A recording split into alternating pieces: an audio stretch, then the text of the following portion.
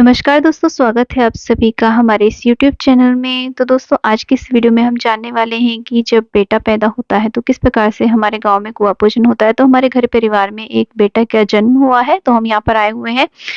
तो देखिए, कुआँ पूजन से 5, 7 या 11 दिन पहले इस तरीके से सतिये रखे जाते हैं, जिस कमरे के अंदर जच्चा रहती है उसके दोनों ओर इस तरीके की नीम की टहनियाँ लगा दी जाती हैं और साइड में सतिये बनाए जाते हैं। और इन सतियों को कुआँ पूजन के दिन यानी कि सुबह तो हवन होता है और शाम को 3-4 बजे के करीब इस तरीके से उतार करके और इसे जो हम सूप बोलते हैं यानी कि छाछ भी बोलते हैं, उसमें रख लिया जाता है। और यहाँ पर देखिए गुड़ और हल्दी रख ली जाती है और कुछ सीकें भी उसमें लगाई जाती हैं और एक हांडी भर के अनाज की भी रखी जाती है जब सतिये रखे जाते हैं।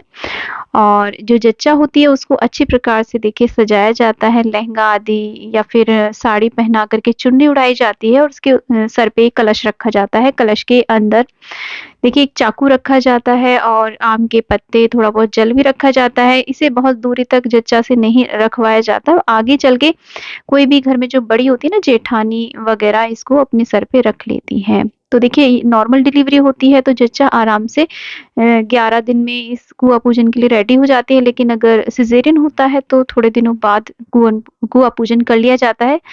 हेल्थ इश्यू यदि नहीं होते हैं तो जल्दी से जल्दी कुआँ पूजन कर लिया जाता है और सुबह को हवन हो जाती है तो कहते हैं सोबर निकल जाती है। और इसी दौरान जब बच्चा पैदा होता है तो छठे दिन उसकी छठी भी मनाई जाती है। और इस तरीके से देखिए, यहाँ पर कुआँ पूजन की तैयारी हो गई है, हमने सतिये निकाल लिए हैं। इस तरीके से देखिए चलते हैं कुआँ पूजन के लिए और वहाँ पर एक विशेष प्रसाद ये बाँटा जाता है, चावलों को भिगो दिया जाता है, सभी को इसी का प्रसाद कुआँ पूजन के बाद में बाँटा जाएगा।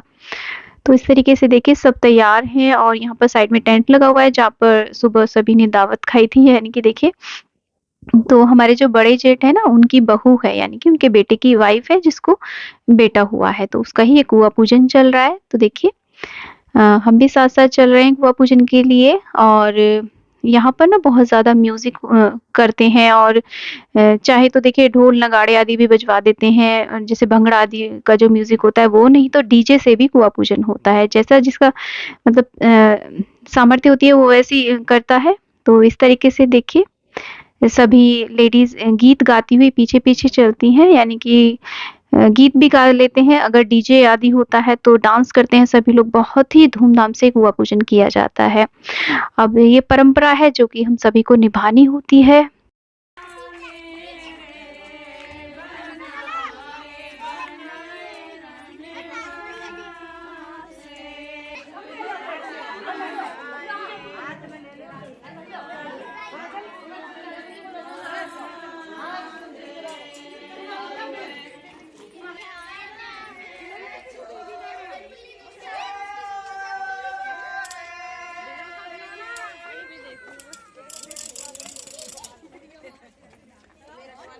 तो दोस्तों, इस प्रकार के कुछ गीत गाए जाते हैं और यहाँ पर मैं म्यूज़िक आपको इसलिए नहीं सुनवा सकती क्योंकि कॉपीराइट का इश्यू आ जाता है।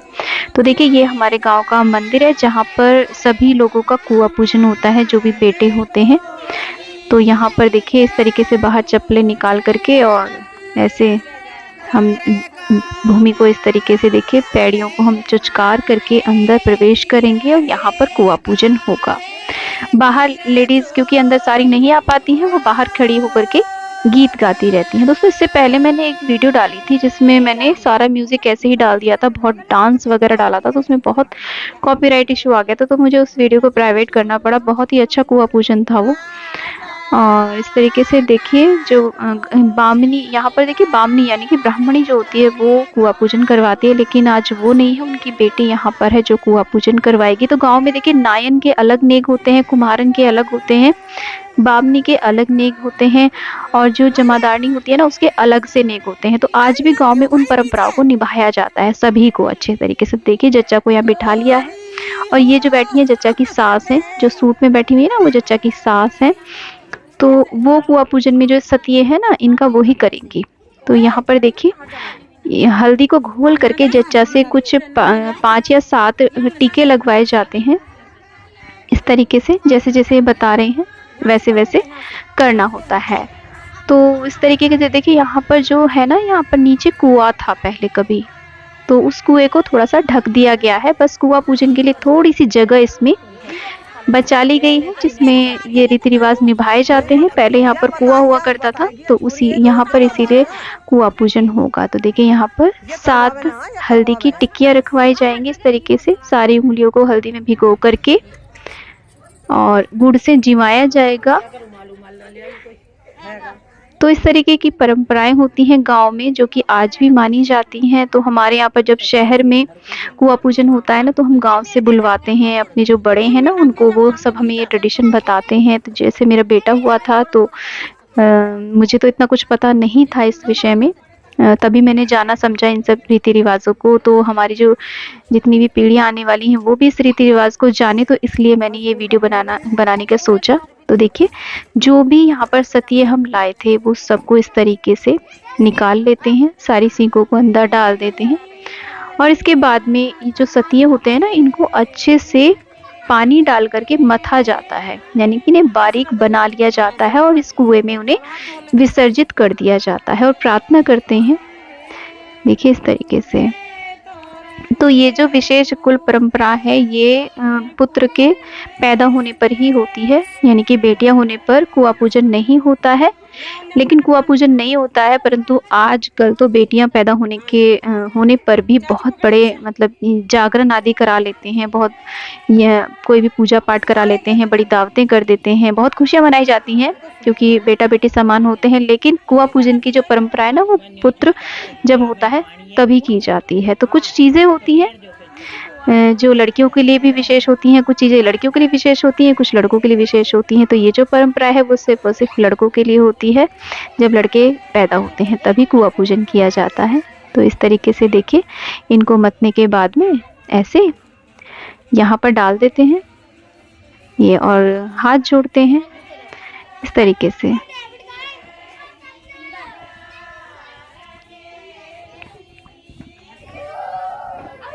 और ये जो लड़की है ना, ये सारी परंपराएं बता रही है। और यहाँ पर देखिए इस तरीके से चुनरी के ऊपर सतिया बनाया जाता है, यानी कि सातिया बनाया जाता है, जिसे हम स्वास्तिक भी कहते हैं, वो बनाया जाता है। तो ये भी एक शगुन होता है।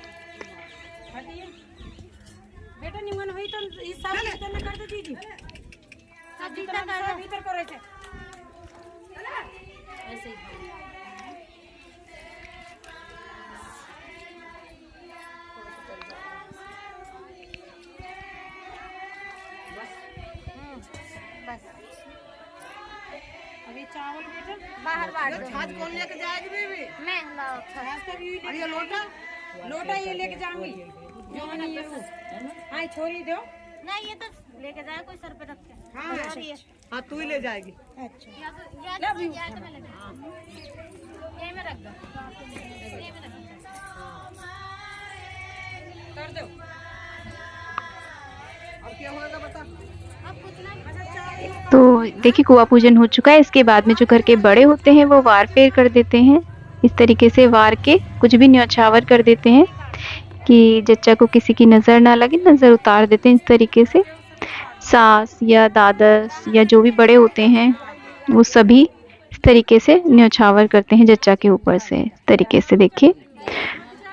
और देखिए यहाँ पर जो हल्दी बचा रखी है, थोड़ा सा जल बचा रखा है, तो घर पर जब हम पहुंचेंगे ना, तो वहां पर चौखट पे भी स्वास्तिक बनाए जाएंगे, जल चढ़ाया जाएगा। और इसके बाद में प्रसाद बांटा जाएगा। ये देखिए जो मैं दिखा रही थी आपको, भीगे हुए चावल सभी को प्रसाद के रूप में दिए जाते हैं और इसे खाते हैं। कहते हैं कि इसे खाने से पुत्र की प्राप्ति होती है। अब ये बस परंपरा है तो है, सभी लोग बड़ी श्रद्धा से इस प्रसाद को खाते हैं। और इसके बाद में देखिए घर में जो भी जेठानी होती है वो आते टाइम वो सर पे इसको रख लेती है, कलश को। तो इस तरीके से कुआं पूजन होता है हमारे गांव में। आपके गांव में या आपके घरों में किस प्रकार से कुआं पूजन होता है, आप जरूर कमेंट करके बताइए। हमारे यहाँ पर तो ऐसा ही होता है। तो देखिए कुआं पूजन हो चुका है, तो सभी लोग घर के लिए वापस चल दिए हैं।